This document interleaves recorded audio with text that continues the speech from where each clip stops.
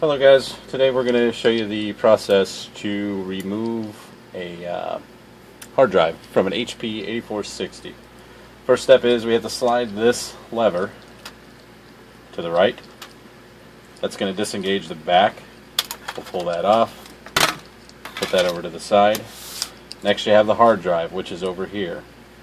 The only tool you're going to need here is a relatively small Phillips head screwdriver.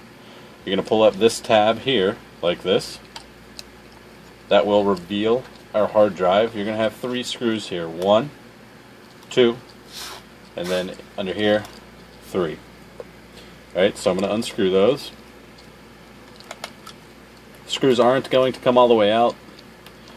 They're kind of on a spring so that they'll detach, but you won't be able to pull them out. They'll stay on there. After you have those out, then you can tell that they're not coming out anymore. That's what this lever is for. You're going to pull it to the left so it disengages up here. Then you'll be able to lift up the front and just pull that right out. And when you get your other hard drive, pretty much the same procedure. Seat the back end first. Drop it in. You're going to pull it forward so that this goes into there and seats in nicely. And then you're going to put your screws back in.